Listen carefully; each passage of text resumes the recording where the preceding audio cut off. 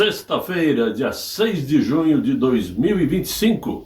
Sejam todos muito bem-vindos, meus amigos, a mais um vídeo do canal Terra Brasilis News.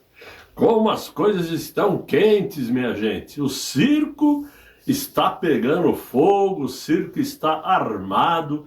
E eu diria a vocês que está todo mundo dentro do balaio. Ninguém está livre de receber aí uma tacada na testa, como diz o outro, hein? Como diz o outro, taca-lhe pau. Muita gente vai se dar mal nessa história. Eu vou contar tintim por tintim, porque hoje é sexta-feira e o vídeo vai ser mais longo, para quem gosta dos vídeos mais longos. Os assuntos são todos importantes, né? Portanto, cabe a cada um de vocês assistirem o que quiser. Mas, se vai fazer comentários abaixo, assista o vídeo inteiro para não darem bola fora. Tá? Tem muito amigo que faz comentário aí sem assistir o vídeo inteiro. E aí fica chato, né? Mas vamos lá. Roupa suja no Salão Oval. E novo processo contra Moraes. Então, vamos começar dizendo o seguinte, que o nosso ainda presidente Jair Messias Bolsonaro voltou ao centro dos noticiários políticos e judiciários também, né? E se é que um dia deixou de ser assunto jornalístico, desde que surgiu o Bolsonaro em 2018 ali, firme numa campanha, nunca mais ele saiu das páginas de jornais.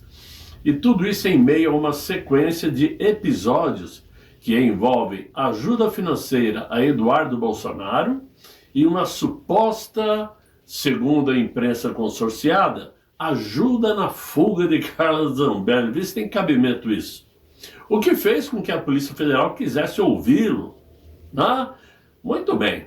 Todos sabem que o nosso presidente Jair Bolsonaro transferiu 2 milhões de reais ao Eduardo Bolsonaro, o que equivale aí mais ou menos a 350 mil dólares.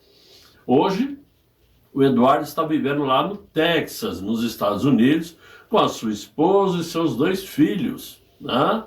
E essa transferência que o mito fez ao seu filho serve como uma ajuda pessoal, já que o Eduardo está licenciado da Câmara dos Deputados, portanto, sem receber salário, né, como deputado federal.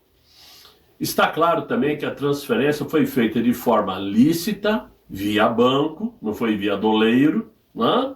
E tem fonte lícita também. Claro, nosso presidente, além de ter as suas reservas financeiras, porque é uma pessoa centrada, ajuizada e cautelosa, né?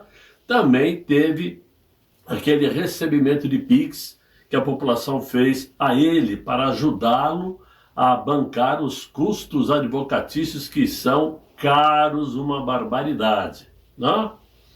Ouvido ontem pela Polícia Federal, claro que o Jair Bolsonaro negou qualquer envolvimento de articulação para levar acusações contra aquele ministro ao território americano. No depoimento de ontem, lá na PF, Jair Bolsonaro confirmou também, depois de questionado, que se reuniu, sim, no dia 6 de maio, com o Ricardo Pitta, que é um conselheiro sênior do Departamento de Estado dos Estados Unidos. No entanto, classificou o encontro como de teor reservado e se recusou a dar detalhes, né? A explicar tudo sobre o conteúdo, não abriu a boca. Segundo a PF, a reunião alimenta algumas suspeitas de que possa ter havido ali de fato tratativas informais para influenciar decisões de política externa norte-americana com implicações diretas no cenário institucional brasileiro. O que o homem falou lá para os gringos? Que o Bolsonaro fuxicou? Se falou alguma coisa é mentira. É tudo mentira. E nós já vamos colocar ele num outro inquérito aí de golpe de Estado territorial americano. Pronto. É assim que eles fazem. Ainda no mesmo depoimento, Jair Bolsonaro também negou à Polícia Federal qualquer envolvimento financeiro com a deputada federal Carla Zambelli. Claro, não tem nem pé nem cabeça um questionamento desse. A Zambelli, que agora está na Itália, em Roma, ela foi para Roma, e depois de saber que seria presa para cumprir 10 anos de prisão. A Zambelli disse que vai viver numa cidadezinha de interior, porque não tem condições financeiras de viver em Roma. Agora, a Zambelli já tem seu nome relacionado na lista vermelha da Interpol. O foco principal do depoimento, no entanto, do depoimento de Jair Bolsonaro, continuou sendo o envio dos 2 milhões de reais para Eduardo Bolsonaro. Operação que agora se entrelaça com o contexto mais amplo da investigação sobre uma conspiração institucional. Eles não aceitam que a direita conteste o que faz a esquerda. Eles não aceitam que a direita conteste decisões judiciais. Contestar não é crime, mas para a direita, sim, é crime. Enquanto a esquerda deita e rola, xinga, aponta o dedo, faz ameaça, já xingaram os ministros do Supremo e nada acontece com eles. Sempre foi assim. Agora aí, em um movimento surpreendente para analistas políticos, Jair Bolsonaro afirmou ontem, logo que saiu da Polícia Federal, que vai responder a todas as perguntas daquele ministro durante o interrogatório que está marcado para a próxima segunda-feira. Ele classificou a ocasião como uma excelente oportunidade para esclarecer os fatos e afirmou: estarei lá com a verdade ao nosso lado. Não fugimos de qualquer chamamento, disse ele. E nós sabemos que não foge mesmo. A oitiva faz parte aí da ação penal que investiga a suposta tentativa de golpe de Estado após as eleições de 22, que não deu certo porque o Uber atrasou. Muito bem. Agora, como eu falei da Zambelli, deixa eu completar aqui uma informação que saiu hoje na CNN, dizendo que a Polícia Federal, com o apoio da Interpol, planejaram prender a ainda deputada federal Carla Zambelli lá no aeroporto de Roma, isto ontem pela manhã. A detenção, porém, não foi cumprida, porque a parlamentar desembarcou na Europa às 11 horas da manhã, horário em que o nome dela ainda não constava como foragida internacional na lista vermelha da Interpol. O nome de Zambelli só foi repassado a todas as polícias do mundo como um alerta às 12h45 da tarde. E nesse horário não havia mais como a operação ter êxito. E o plano foi desfeito, segundo relataram aí o pessoal da CNN. Então, eu pensei que a Interpol, eu acho até que a Interpol não pegou a Zambelli porque o Uber também se atrasou. Só pode. Foi um tiro no pé. E a Interpol só pode pegar a Zambelli no aeroporto ou através da polícia italiana. Coisa que vai ser difícil porque ela é sim uma cidadã italiana. Com isso, o Brasil vai ter que entrar com aquele processo de extradição que leva uma eternidade. Vamos ver o que eles vão conseguir. Agora, para mostrar que a pressão não pode ser exercida somente por aquele ministro, ele não é o único que mete medo. Ontem ele também recebeu uma nova pressão, além daquelas que já estão prestes a vir à tona lá dos Estados Unidos. O que aconteceu? Aconteceu que ocorreu mais uma abertura de processo contra aquele ministro, aberto pela Trump Media e pela Rumble novamente. É o segundo processo das duas empresas americanas abertas contra aquele ministro. E por qual motivo? O motivo foi o de querer impor censura nas redes sociais mais uma vez. Com esta, como eu disse, já são 2 processos abertos lá na Flórida contra ele. As empresas alegam que Moraes violou a primeira emenda da Constituição dos Estados Unidos ao emitir ordens judiciais que, segundo elas, configuram censura extraterritorial, afetando cidadãos e empresas americanas. E, como consequência, pedem à Justiça da Flórida as seguintes ações: declaração de que as ordens daquele ministro são inexequíveis nos Estados Unidos. Segundo, concessão de liminar para impedir a aplicação dessas ordens em território americano. Terceiro, proibição de que aquele ministro pressione empresas como a Apple e a Google a remover aplicativos das lojas nos Estados Unidos. Quarto, indenização por danos comerciais e reputacionais. E aí o bicho pega, porque a multa vem e vai ter que ser paga. Se não for, reconhecimento da responsabilidade pessoal dele, daquele ministro, e outras medidas que o tribunal considerar adequadas. Eu digo que a multa ele tem que pagar pelo seguinte: se ele for multado e não pagar a multa, e caso ele não perca seu visto e pise no território americano, ele é pego. Eu conheço pessoas que saíram dos Estados Unidos e deixaram dívidas pendentes, e um dia voltaram, foram pegas no próprio aeroporto. Tudo é registrado. Tudo é registrado. No caso desse ministro, obviamente será registrado porque ele não vive nos Estados Unidos. Então vai ficar como um alerta. Tem multas pendentes, por isso que eu digo que terá que pagar. Vai recorrer, evidentemente, mas a ação também menciona o inquérito das fake news conduzidos por ele, como um instrumento de perseguição política, alegando que as ordens judiciais secretas impactaram diretamente nas operações comerciais das empresas americanas. Além disso, cita a investigação contra o deputado federal licenciado como exemplo de repressão política internacional. Até o momento, o Supremo ou aquele ministro ainda não se pronunciou sobre o assunto.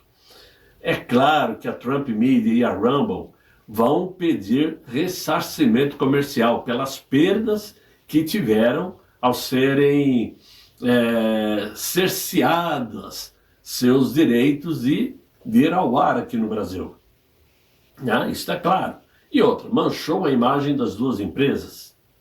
Agora, mudando um pouco de assunto, o que está pegando fogo, minha gente, e que promete ferver mais ainda, é que aquela aliança improvável que por anos uniu o presidente Donald Trump e o bilionário, trilionário, se contar as empresas também,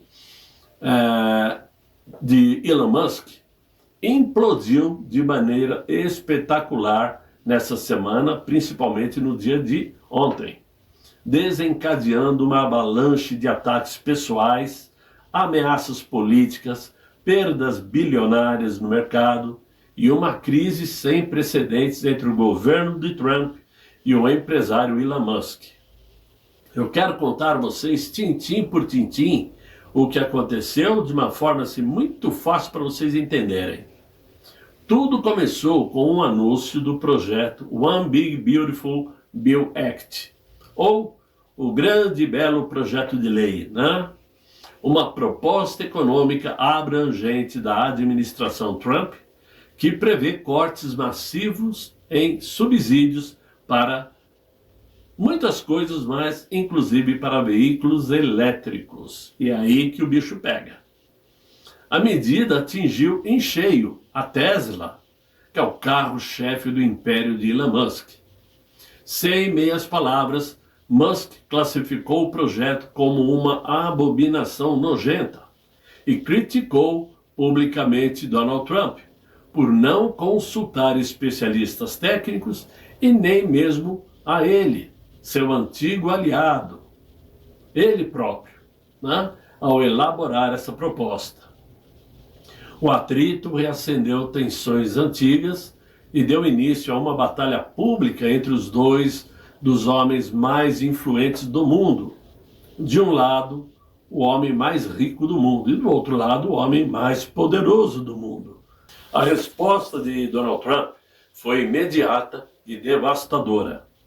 Ele ameaçou cortar todos os contratos federais com as empresas de Elon Musk, incluindo Tesla, SpaceX, ou SpaceX para quem quer, e a Starlink, alegando que isto economizaria bilhões e bilhões de dólares ao contribuinte americano.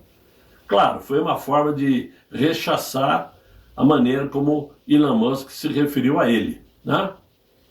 Musk, então, respondeu à postagem de um influenciador conservador no X, na rede X, que apoiou abertamente a ideia de se abrir um processo de impeachment contra Donald Trump.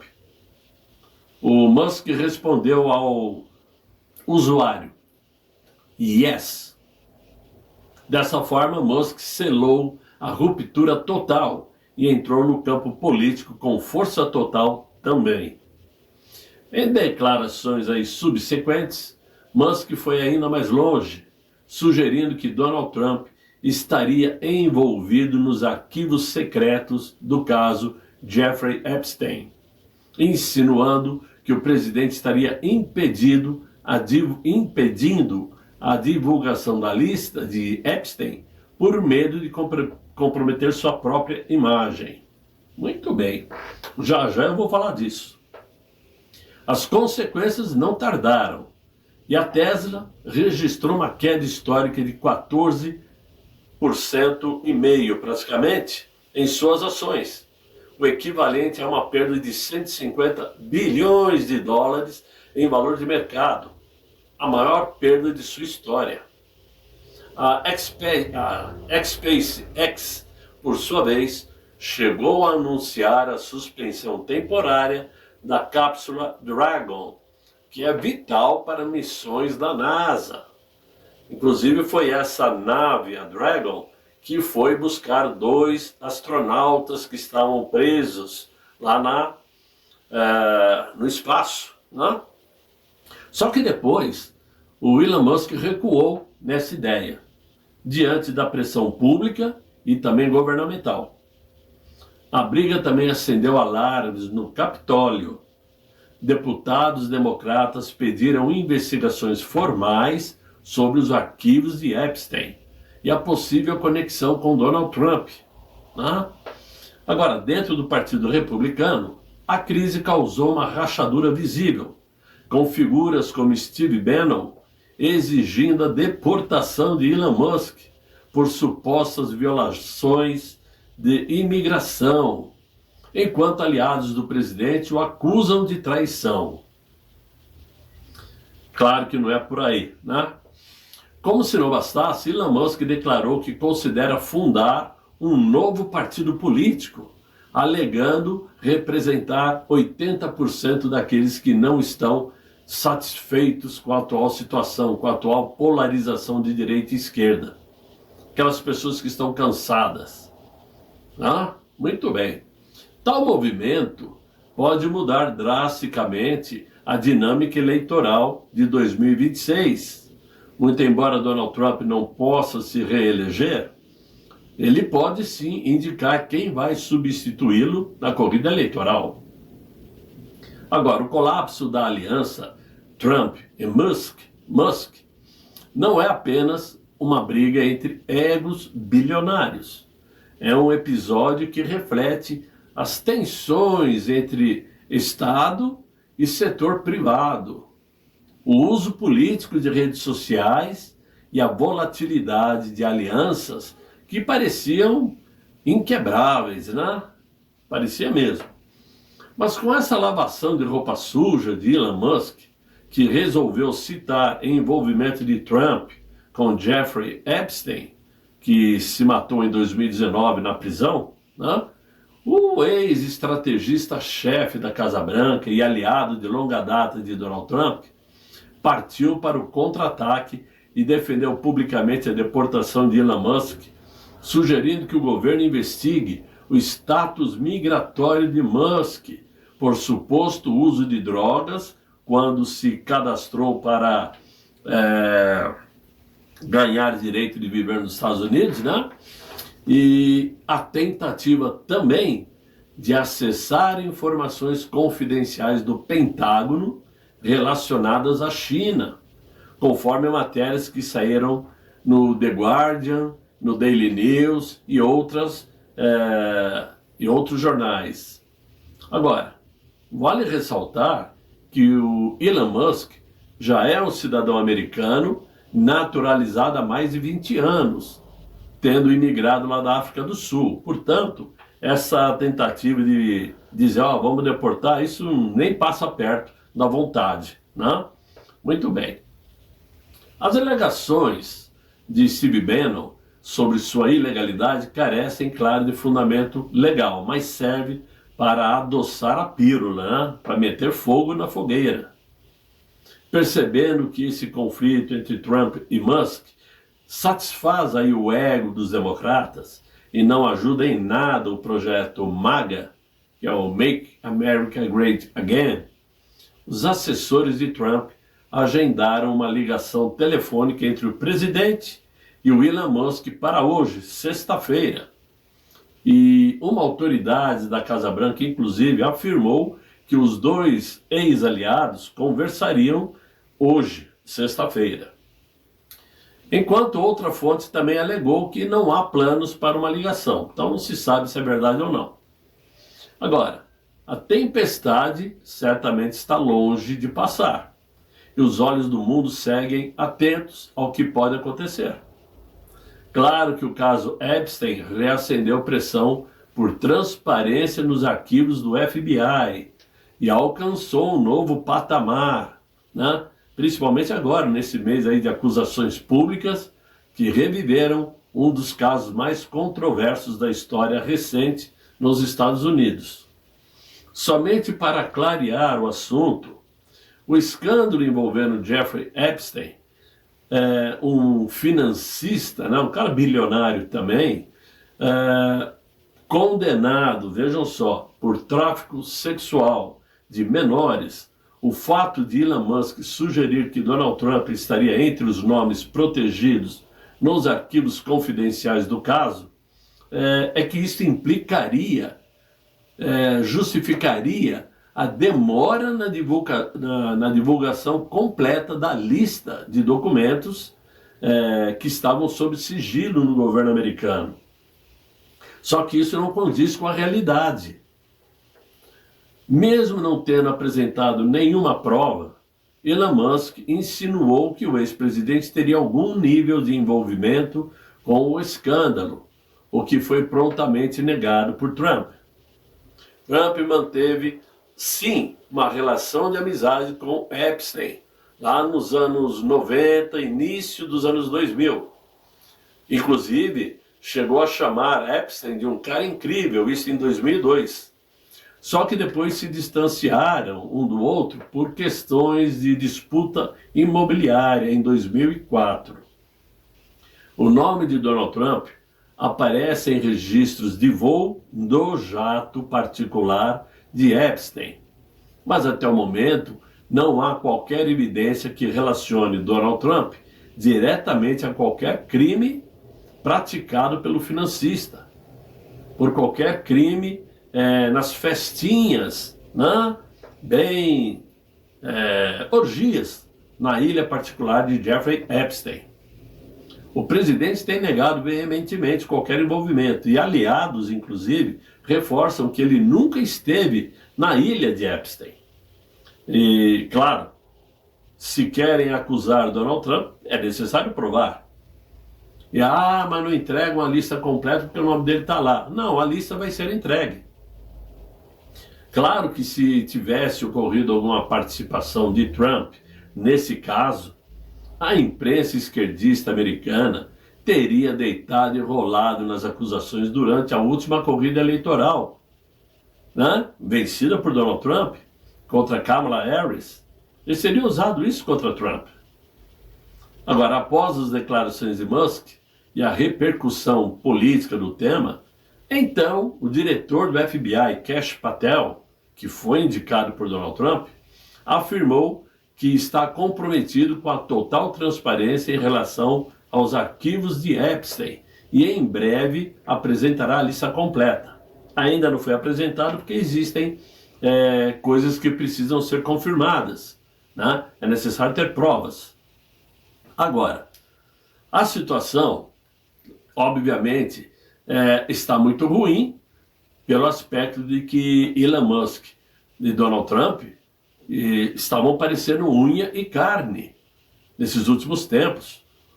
O Elon Musk ajudou a descobrir muitas coisas erradas, principalmente os desvios de dinheiro da USAID, né?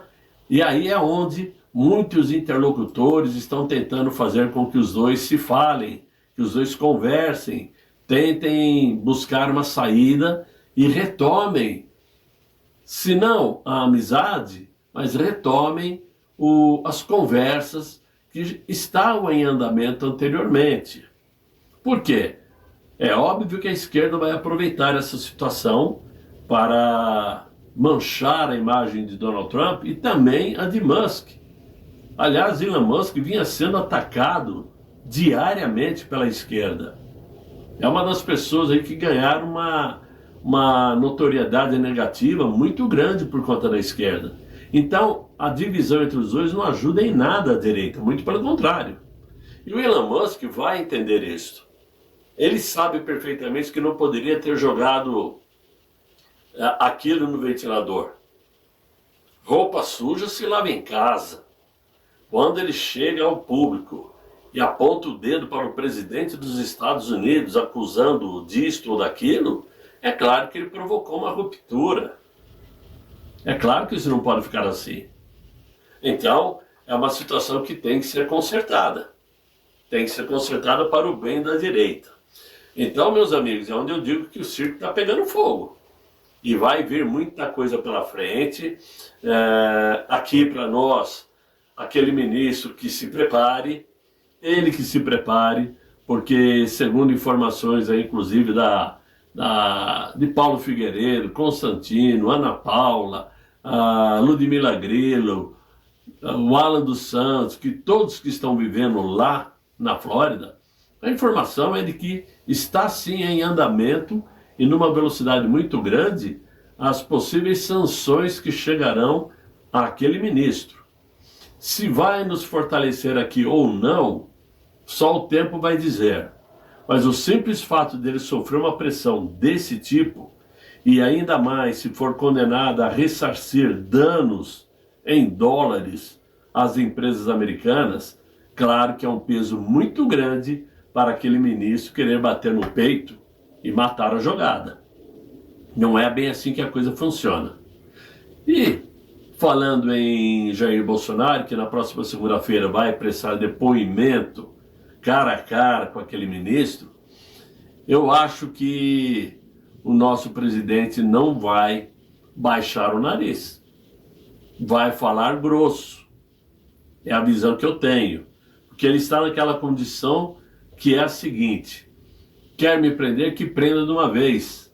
Acabe com esta situação que só faz esticar no tempo com a finalidade de ajudar o outro a se reeleger lá em 2026. Não. Quer resolver a parada? Resolva agora. Se tem prova, mostre agora.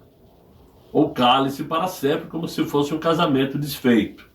Então, meus amigos, é o que eu tinha para vocês nesse vídeo. Espero que vocês tenham gostado. Se não gostaram, sinto muito, né? Mas se gostaram, deixe os likes, se inscrevam no canal, deem uma força ao Terra Brasilis News, para que a gente continue essa luta diária de tentar dar um bom caminho para a nossa direita, né?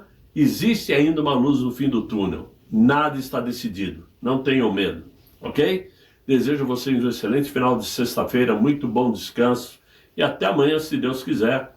Ele há de querer. Fiquem bem, fiquem com Deus. Tchau, tchau.